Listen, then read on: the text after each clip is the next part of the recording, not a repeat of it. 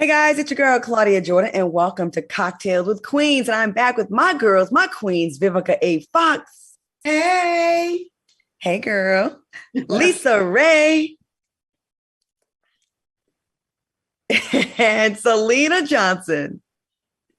Hey. Hey ladies. Now, tonight we're going to be dishing about everything that's trending in the news and on social media. And later on the show, we are kicking off Black History Month early with the true queen, the daughter of Dr. Martin Luther King Jr. and Coretta Scott King. Dr. Bernice King will be joining us later on the show. Ladies, let's get into it. Queens, how are you feeling? How was your weekend? How y'all doing? What y'all doing? Where y'all at? We probably somewhere everywhere. I will say that I'm a little concerned about the nation because there is a lot going on. There's a lot of deaths. There's a lot of suicides. There's a lot of mental issues. And I absolutely feel a little helpless. I feel like I don't know what to do. I don't know how to, definitely know how to pray, but I feel like some form of action needs to be taken. And I just don't know where to start, who to contact, how to support, I just feel at a standstill. It's sad. It's absolutely sad what's going on. Well, we're definitely going to get into that because one of our stories definitely is dealing with that. And I totally feel you. I think we all definitely are feeling like a little exhausted, you know? Yeah. Vivica? Yeah. Where you at, Vivica? Well, I'm actually in Miami. I am here to do the sequel to a film that I did right before COVID broke out. And it was an independent film. You guys know I'm all about supporting independent filmmakers. So I am here filming Secret Society 2. This is going to be my fourth film with Prison Babe, the very handsome Jeremy Meeks. It's also starring Erica Pinkett and Ryan Love. And it's the story about the transgender world.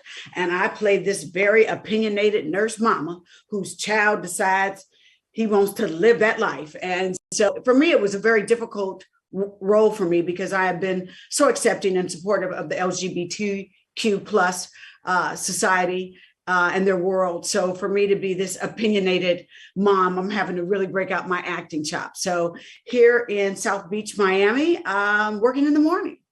Okay. I love part one. I cannot wait to see part two. And I could have definitely been an extra. I could play trans. Girl. You're way prettier than me, though, so I might need some good makeup. Can I tell you one of the main things they loved about the movie? Everybody's like, baby, the fashions. Yes. They was dressed. So I'm really glad that we had the tremendous support of the community and we made a successful film and now we're doing the sequel. So stay tuned. Don't you like when you make a good old film that has great costume and you can take some of that home? Yeah, definitely. I highly recommend everyone go. When you're doing independent films, it basically you got to show up with your own gear. So it's like, oh, this is coming with me. So I came with you and going back with you. Yes. Okay. Shout out to Erica Pinkett too. I like her, and y'all. That first one was. I encourage you all to go see the first one and then go support the sequel. Definitely good movie. Selena, how you doing today? Well, I'm doing the best I can. Is what I'm doing today. But my sentiments are in alignment with Lisa Ray's. Just just this whole in January, you usually kind of go through this. We don't think about it for the rest of the year, but if you go back in January and just kind of do, just some slight, like remembering people do pass like in January, and it happens in threes too. It's really strange. Like at top of the year, not so much January, but like top of the year, but it just feels different this time. It just feels different. It feels back to back.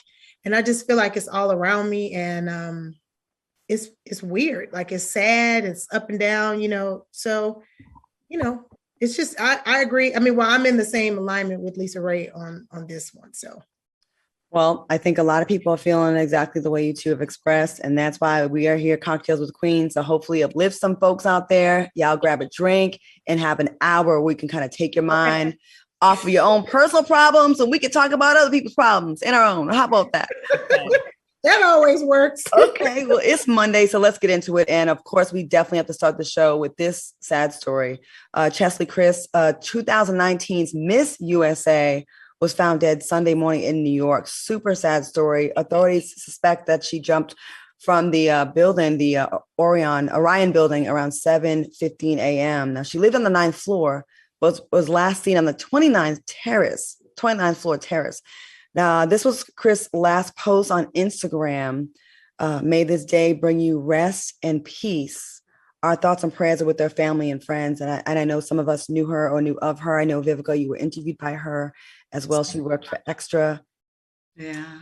Yeah. One of the very first things that when Lisa Ray was like, wow, oh my God, did you all see this?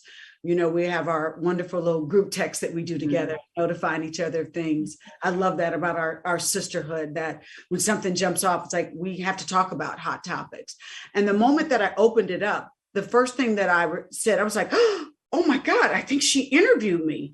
And when I went back, someone sent me a link, and I would just remember, what a beautiful, intelligent, well-spoken young lady. And to find that she jumped off of a building and committed suicide. She's 30 years old. I was like, wow, just when I didn't think I had any more tears to shed. Once again, we just never know where people are at. And I just think that we should continue in our community to talk about this and not be afraid to tell others that if you're needing help, that if you're having thoughts, please speak up. Vivica, when you said in the group, yeah, she interviewed me, and I was just like, and then I start seeing more of her pictures on social media, and I was like, she interviewed me as well.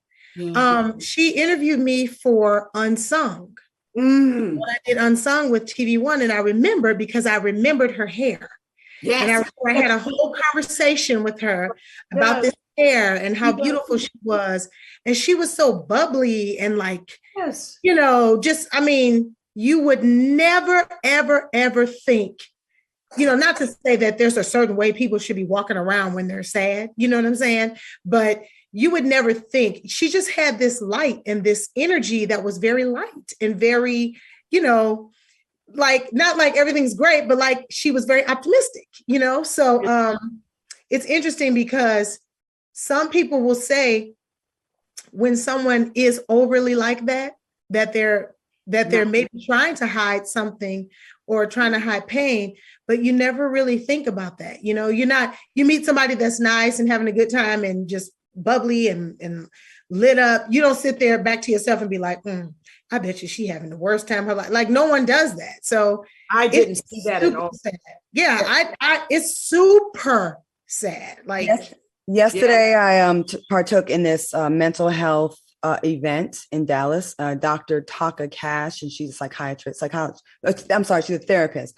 And we had an intimate gathering of Black professionals that are highly successful and got it going on. And you would be surprised at all the stories that were told. And we were just discussing yesterday how a lot of times people that do have this depression or have these demons, they go out of their way to make everybody else feel comfortable. They disguise it with comedy, being funny, taking the attention off of them. So you would never think. And lo and behold, they're the one making everybody else feel good and they're feeling the most terrible. And not to diagnose her with anything, or I'm just saying, it just seems like she was so busy, like brightening up the world.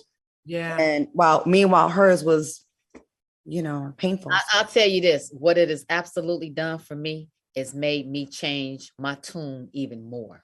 And my tune and my tone, because there is no shortage of things going on in the world. I don't want to make nobody feel uncomfortable. I don't want to make nobody feel bad. I don't want to make nobody feel sad. I don't want to do anything with malice or no good intentions at all.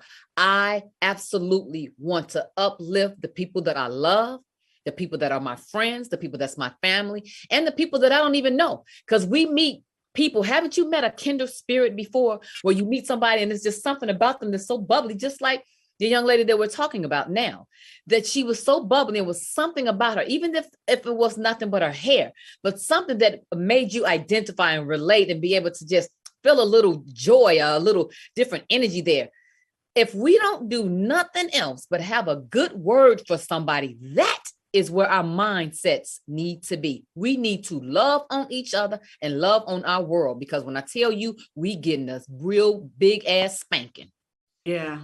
Yeah. And they're also saying that, the pressures of like social media and trying to fit in, and then how quickly people jump in other people's pages to be mean and stuff like that. Like all of that, really, we got to start paying attention. You're so quick to want to get a like or get a laugh or something like that at someone else's expense, that you have no idea that day that might send them over the edge. So we definitely need to work on making our world a kinder place.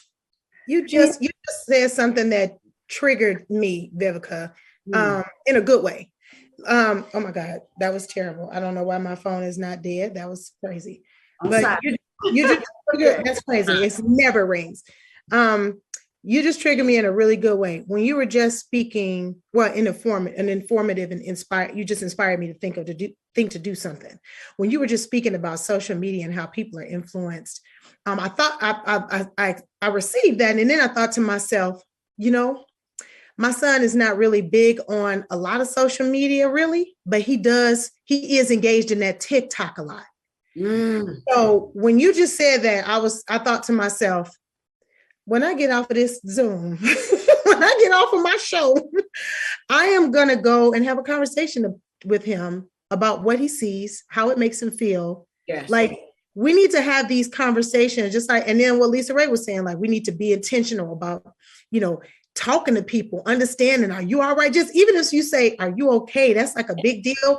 I want to know, if that's what's going on these social media, if it's so influencing, the influence is so strong, I guess we need to be doing more talking, because, I let my kids, because I be thinking in my mind, they know, but you never know. Like this young lady, let me tell you something. When I tell you when this is over, I'm getting ready to go talk to him. Yeah, give a damn. I would like to see people like these things happen, and we sad, we talk about it, we post for the day, and then people go about their business and go back to their raggedy bad habits, and we can be all concerned and post something, and people do it, and it's just human nature, right? We're so desensitized. Something happens this week, by next week, we're on to the next thing. Let it breathe, let it sit with you for a minute, and let you really think, make change, like Lisa Ray said, because I'm so sick of seeing people just for a day be nice and then go back to being jerks the very next day or 2 days later when it's not trending anymore. And that's the problem. She probably felt forgotten about. She was Miss USA. I don't know. I heard she had some struggles with her career, direction, and she really wanted to be in medicine. I don't really know, but whatever it was, I just hate that she's gone. And then last week someone was taken from, what I mean? It's just like, I can't take much more of this. I hate reporting this bad news, but we also got to talk about it to do our service, I guess.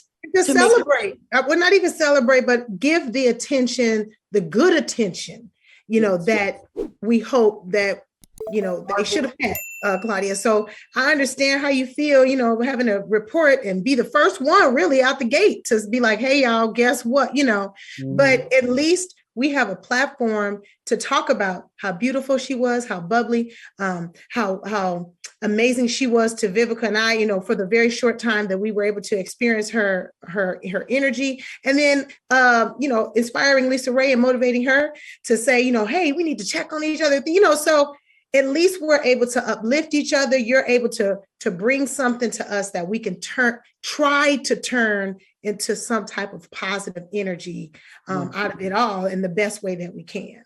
Well, we have a lot of show today, and we have a lot of things to cover. And by the end of the show, I promise we're going to do some uplifting. We're going to have fun. We're going to hopefully inspire some folks.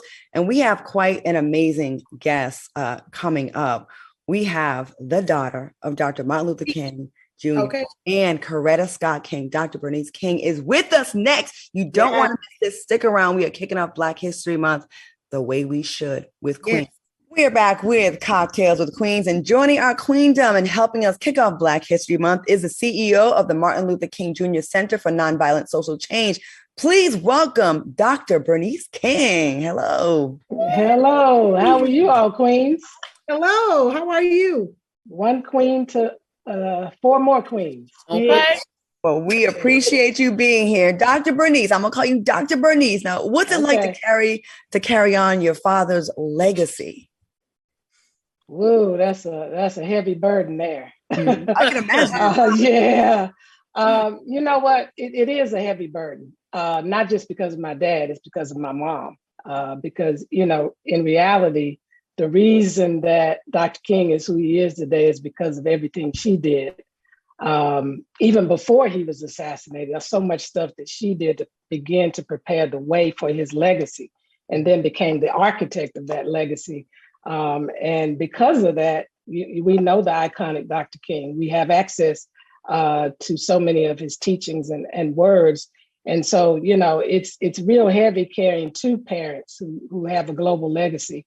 But you know what? I learned a couple of, I don't know, it was 2 years ago, really in the midst of the pandemic, I finally surrendered because I was wrestling with this thing about Bernice's legacy, your parents' legacy. And I finally realized that in my particular situation, I really inherited a legacy. And so it's not about carving out a unique kind of legacy for me. It's more about getting in line with this legacy and determining what I need to do to continue to build upon it and contribute to it and cement things for the future. So that has eased my burden, because before it was like, I can never measure up. I mean, who can measure up to people in their death who are still speaking to people, who are still directing people and guiding people and inspiring people? You can't.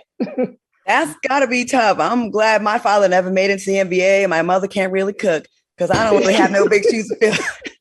I got my bars here. Anyways, no, seriously. Bernice, yesterday you posted some really beautiful photos of you and your mother, Coretta Scott King, in honor of the 16th anniversary of her passing. So again, you spoke on this, but what does your mother's legacy mean to you and to Black women all over the world? It's such a strong, powerful, and beautiful figure and example for us. Yeah, I mean, she single-handedly, and she had supportive family and friends, but, she really became, people talk about wind beneath the wings. Sometimes she was the wings of my father because, they got clipped a lot when he spoke out against the Vietnam War. Those people who worked with him in the civil rights movement criticized him publicly. A lot of people kind of alienated him, but she was right there with him. In fact, encouraging him because she was a part of the peace movement even before they met. So she was encouraging to lend his voice to the peace movement. And she really was this incredible coalition builder and strategist. When we talk about that movement, women were strategists. We don't know that because we hear a lot about the men and the work that they did, but women were serious strategists in pulling things together. They did quite a bit. There wouldn't have been a movement. So a strategist, a coalition builder. And I want to just say something about my mother from a personal sense, because a lot of people don't know this. As busy as she was, my mother could be on the phone talking to a president, a prime minister, an ambassador, on the phone with someone in her office.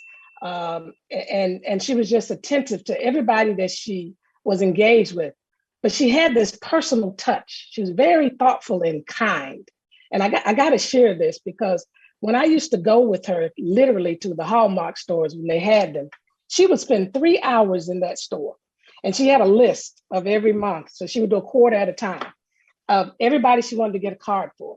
And she sat there and read through the card. It wasn't like, hey, y'all, I got to get a card and make sure somebody, they know that I, acknowledge their birthday. No, she was being very intentional about the words on that card. And if they fell short, she would write a little extra in that card. So there are many people today that say, I got a card from Coretta Scott King. That card came from her. She picked it out.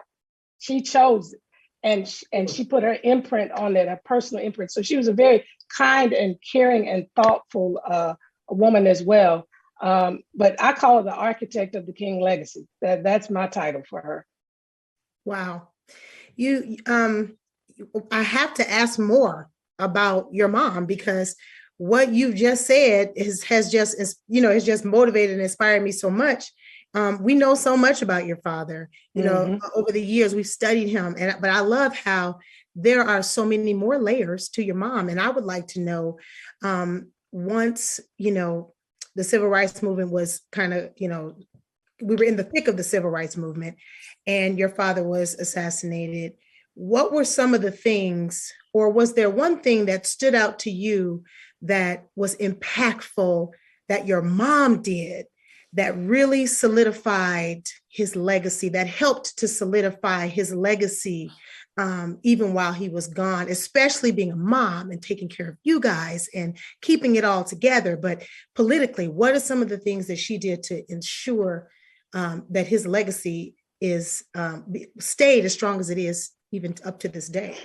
Well, the first thing is she and my father really embodied those nonviolent teachings and the power of love, and love in action and love at work, which forgiveness is also part of, because she very well could have been a very bitter woman after that assassination, and with the way that they violated our family with, you know, what do they call those taps, wiretaps and all kind of stuff. But she wasn't. She carried on in a spirit of love and grace and dignity, and was determined to institutionalize the legacy. And for her, that was building the King Center. From the very beginning, 2.5 months after his assassination, she founded the King Center, started it in her bedroom, and then built out our basement and had offices initially there. And eventually we ended up where we are on Auburn Avenue, which is the street where my father was born as well, the home where he was born. But through the King Center and institutionalizing the legacy of nonviolence and how nonviolence was utilized to bring about social change in their time, because she wanted to ensure this generation would have those teachings. And that's why we continue that work today. And then just the holiday. I mean, she was determined to make sure that this nation does not forget the teachings of Dr. King, because she felt it was instrumental in creating the just, humane, equitable, and peaceful world. So I would say, you know, that was really where she poured her heart and soul, and just the fact that it came out of her. You know, that's who she was. She walked in it, she embodied it, she carried it, and she loved doing the work. Girl, let me say this, you met her, Lisa. You remember, right, at the trumpets. And I was gonna say, when I say girl, I don't mean that disrespectful, because you and our friends, we've talked. I'm heavy right now and very emotional, because your parents and you are monumental. And your mother had so much love and grace. And you are absolutely right. I was having a problem with my daughter at the Trumpet Awards, and there's a picture of us where I am knelt down. She is holding my chin up, and she told me, let the Lord handle this and believe in my prayers. I don't think I've ever seen your mother in a picture that's crying. She's always held her head up high and very dignified.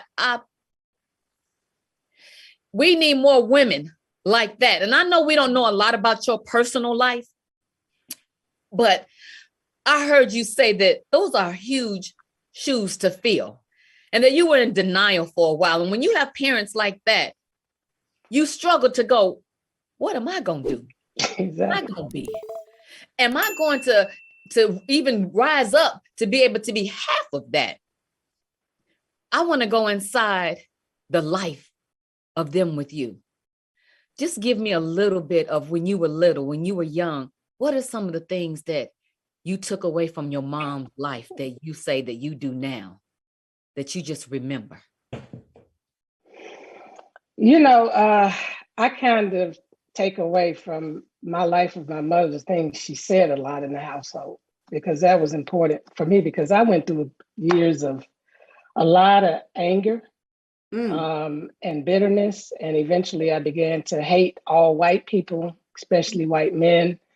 You know, and I think because of her example and the seeds that she sowed, this is why I really understand now the Bible verse that says, train up a child in the way she should go, and when she's old, she will not depart from it. because she really did train me up that way. And she used to always talk to us about love and forgiving the person who killed your father. She would always say, somebody has to cut off the chain of violence in this world. And when she said it, I didn't quite connect the dots that she was trying to tell me that you need to be that person until I got a little older. And so it was just those incredible examples, because I didn't really have the opportunity to spend mommy-daughter time. That's the part that, I was robbed of, because, she was very focused and determined to institutionalize the legacy. So I couldn't go, get nails done, go shopping. The one time, other than the Hallmark store, when we went there together, because I was with her to learn, and I watched her, and then I went and tried to find cards the same way. But the one time we went to the mall, everybody stopped her. And it wasn't Black people, it was everybody. I mean, we couldn't go like 5 feet. Somebody else was stopping her. And so it became very frustrating. So we never got those times. We had 1 or 2 times when we went to a movie, and I remember we went in the bathroom. You all probably have been through this. Went in the bathroom, and we come out, and somebody bombarding you. Can I get your autograph? I'm thinking, she just came out the bathroom. Just let her have peace right now, and we hanging out. So I kind of handled it, gracefully with the person and say, hey, let's give her some time, and I'll work it out. But she passed. I was 41 or 42 when she passed, and I was with her when we were in Mexico. It was the most difficult day of my life. But if I tell you anything that she really helped me with, I was riding down the street one day, one of the highways here, and I was really mad about something. I was enraged, and she stopped me literally, because I was getting ready to make a decision. And she stopped me in my tracks, and she said, baby, never make a decision in your anger. Ooh, that's good advice. I know. And when I tell you, it has saved me over and over and over again. So initially, I go through what I'm going to do. You know how we are. I'm going to tell them off. I'm going to do whatever I'm going to do. I'm about to. And you get close to doing it, and I get arrested. And I say, okay, cool out. Go through this process right now. Be angry, because the Bible says be angry, but don't sin in it. So don't do anything you're going to regret later. You may come to the same conclusion, because I didn't come to the same conclusion in this incident, and it saved me from making a bad decision. But sometimes you may still come to the same conclusion that I need to do X, Y, and Z, but you need to get your head together. And if nothing else in this world today, is too many people letting their anger get them, initially. And we got to figure out how to arrest that anger, because too many innocent lives are being lost. And it troubles me. It troubles me how out of control our world has become. So I thank God for my mom's teachings. I do. Yeah, a lot of valuable lessons. Switching gears, what's the inspiration behind your children's book? It Starts With Me. Well, last year, this time, the King Center launched a campaign called Be Love. And it was really inspired by my father's words about the connection between power and love, where he talks about, the two really needing each other, because if you got love without power, it's kind of weak and ineffective. And if you got power without love, it can be reckless and abusive. And so he went on to say that power at its best is a love implementing the demands of justice, and love at its best. Justice at its best is love correcting everything that stands against love. And so when we launched that campaign to Be Love, we were trying to get people to understand that we can change the world, and we can confront and resist injustice and wrongdoing in the right spirit and the right attitude and the right strength, because love is strong, it's powerful. Dr. King was not weak. He was not a coward. It was very powerful when he arrested all of that he had in him and was able to face all of that evil and cause the transformation that happened. And so through that whole campaign, we said, okay, how can we reach kids? and we came up with this idea to do a children's book because it all starts with each one of us. I know we want to correct everything out there, look out the window and say what's wrong, but we need to look in that mirror, and start the process inwardly, because there's some things we got to deconstruct in our own thinking, because we've all been processed through, the system of white supremacy, system of individualism and selfishness and all that kind of stuff. And so we wanted to reach kids with the same message about be loved. So we have a little character. Her name is Amora. This is a picture of Amora here. And Amora is her whole mission is to encourage her friends to be loved and to show them how to open their hearts and minds to let love lead them in their words, their actions, and their thoughts, and especially words, because we overlook that part. And to create this world where everybody feels like they belong. We call that really the beloved community. So, things come up about kindness and joy, and how love erases hate and forgives, how love pushes you to speak up, how love can drive you to cut off the chain of violence, and build bridges and fight for justice. So that's why we decided to do this book, to reach a whole nother generation.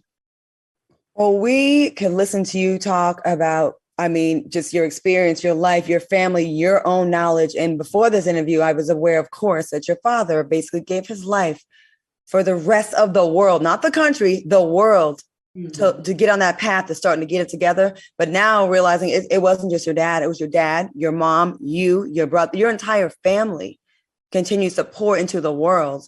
And we appreciate y'all. Words can't really express how much we appreciate your entire family. So we thank you. And we would love to have you back in the future, because you said some things. There was so many things. I'm like, I want to know about that. I want to know about that. Like the fact that you even got over your hatred of white men who, Oh, yes, I did. That is a whole, we need to bring you back and talk about that one these days. I need tips on that, girl. That's Dr. Bernice, we thank you and we honor you. And I can't think of a better way to kick off Black History Month than speaking to you. And thank you for spending some time with us. Be sure to follow Dr. Bernice King on social media and support her projects and her book. And we appreciate your entire family. Thank you so much, Queen. Thank you, Queens. Welcome back to Cocktails with the Queens. I am joined by Lisa Ray, Vivica A. Fox, and Selena Johnson. And wow, what a powerful interview and conversation with Dr. Bernice King. Yes, absolutely. So informative. Great way to kick off. Okay? Yep. Lisa Ray, what's wrong?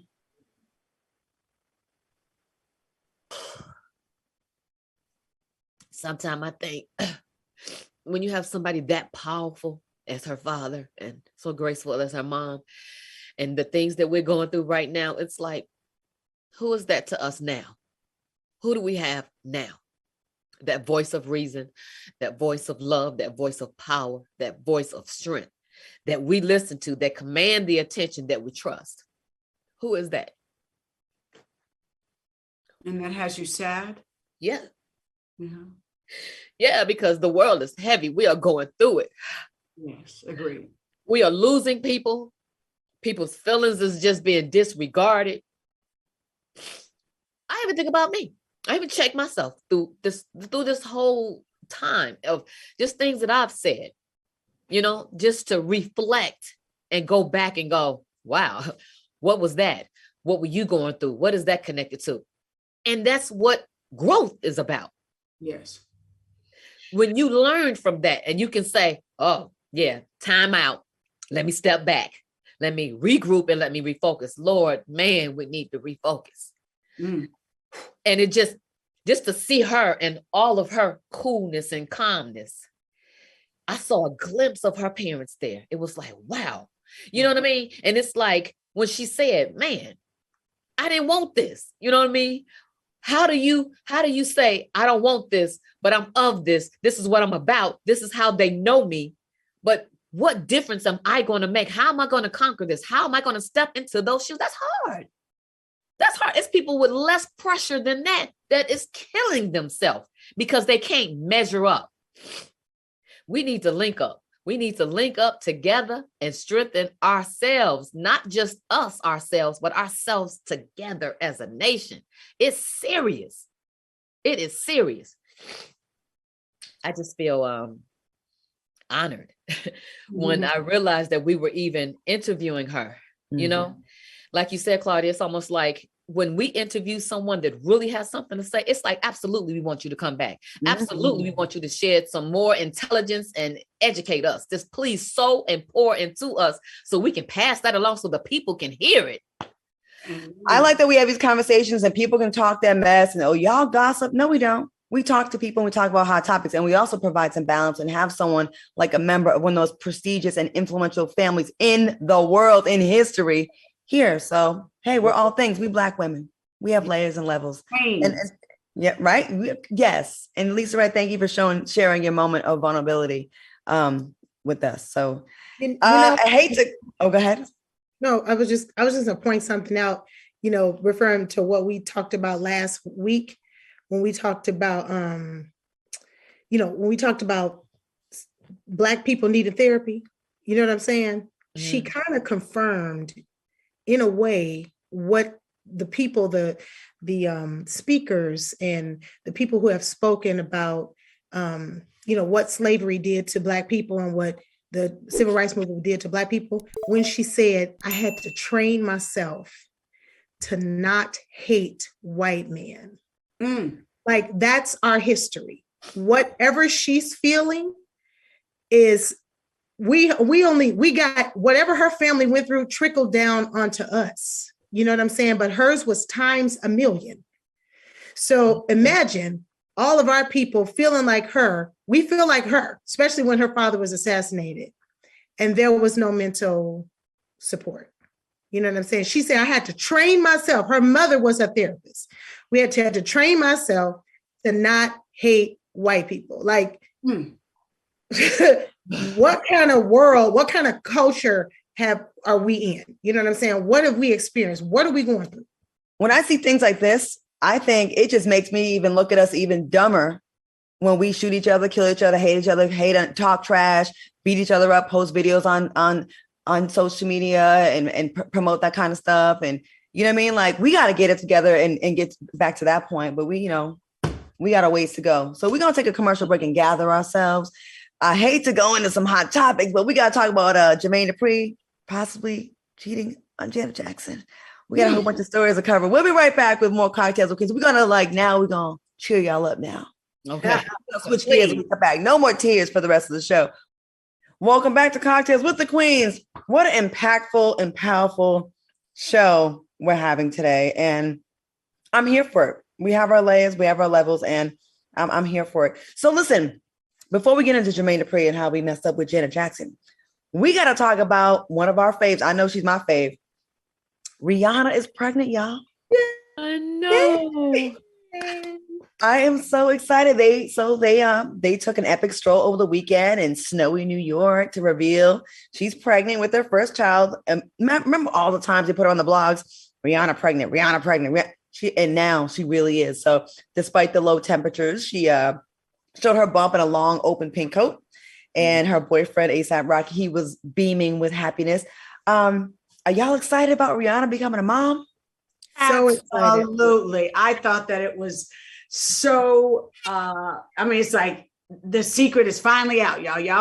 She probably said, look here, I'm not putting on another big coat. I'm not going to I'm going to put this pink on. But I also think she gave us a little bit of a clue. I think she's having a girl. The pink coat. The pink coat, the jewelry over the stomach and everything. I looked at it, I was like, message, another one. Y'all better see if y'all catch it. Well, I think that she actually meant to do that. I think that I think that she finally is at a place where she can have a child and not care, because she wanted to wait till after that 3 month, you know what I mean, where it's safer than not to be able to announce it, you know? So bravo. I think they're going to have a pretty little baby, boy or girl, because they both fine as shit. And talented. Okay. The baby gonna come out, child, making makeup, rapping, singing. And sexy with the eyelashes and cute. Lingerie, like the baby is gonna be on fleek. The baby is gonna be dope. Speaking of, I'm happy that she's I'm sorry, Claudia. No. I just want to say I was happy that as an entertainer, it's always a strain and a stress, and the people are always down to your business. Why are you pregnant this week? Why are you covering your stomach? Where's it? I bet it's just a relief, like a sigh of whew. Child, now I can let this stomach out and eat this cheeseburger. Look how far she's come, though. Look how far she's come, because her with Chris Brown and having that relationship, and now she's pregnant with her first and in a happy relationship, and he's still going through the same kind of stuff that he was 10 years ago. Well, Rihanna is on her first baby, and Nick Cannon is expecting baby number 8. Damn, Nick. If one thing Nick Cannon's gonna do is gonna get a girl pregnant. Now, that's deliberate, because he wants the tribe. He wants to, so yeah. So over the weekend, the reality, he had a baby shower and decorated with both pink and blue balloons. His woman, the new baby mama, is a real estate agent, Bree Ties, beautiful girl. It will be Cannon's 8th child and his 5th baby mama. Are y'all surprised? No, you're not surprised, because we know he wants to get a tribe. Have a tribe. Only thing I ask of Nick, I know he's working a lot, is that just to make sure that you are setting aside funds to take care of these children, because children have to be raised. And, I hope that these women, all 5 of them, are making sure that their children will be provided for. That's the main thing. It's cute now. Oh, I got a baby by him. Oh, he working this and a third. Well, things happen and things change. And I just want to I just say, please be responsible. That's the main thing. I feel like these are planned, and I agree, Vivica. I hope that that's what his focus is, and I'm pretty sure it is. Somebody like Nick probably wouldn't go into a situation like this without making sure that everybody would be taken care of, right? But what it also does is, and I don't want to be negative in any way.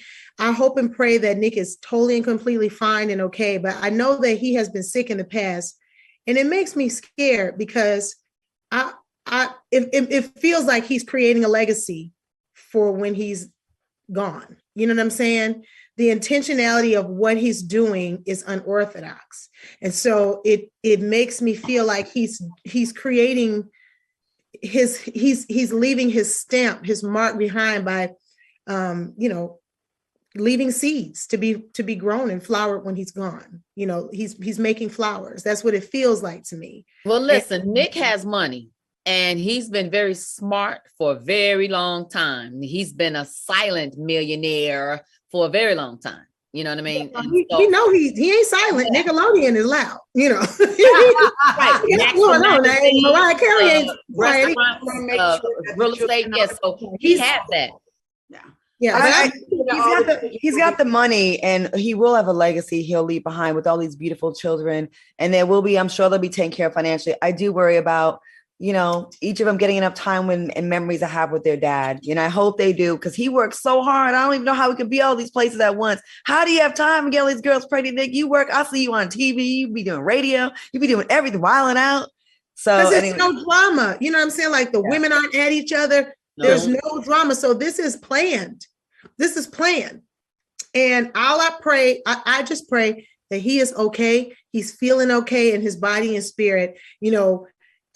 I'm not saying that he's the same as Chadwick Boseman at all, but Chadwick was so strong up until he passed away. We didn't know that he was suffering inside. And so I just, when we talk about checking on people and checking on your strong friends and making sure that when people look like everything is all good, I just hope that he's okay. And he just lost a baby. So, I just pray that his spirit is in alignment and that he's okay, and that he's okay in his body, and that, like you said, Claudia, that he is around long enough to see all these beautiful babies, all these beautiful flowers flourish.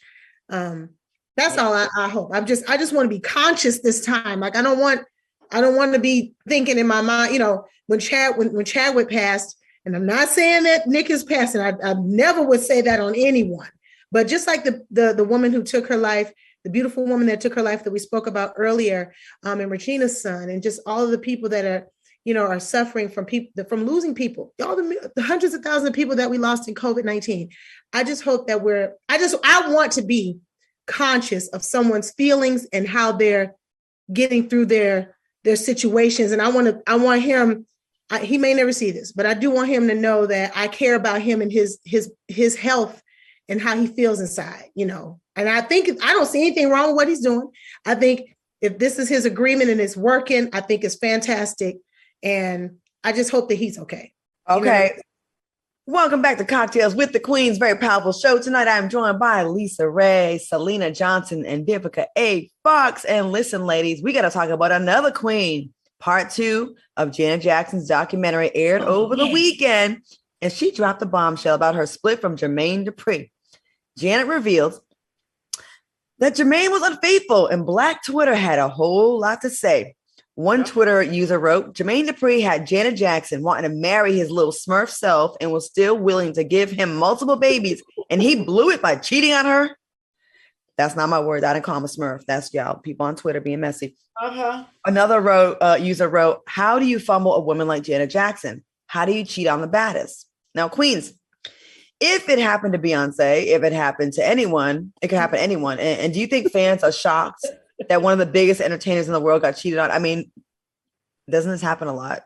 Yeah, it does happen a lot. I think the best part of it was that Jermaine was like, yo, I was reckless, but he was like, what happens is that, all of a sudden I'm dating Janet Jackson, and now a whole bunch of other bad chicks is trying to come over here and hit on me. He didn't have options like that before.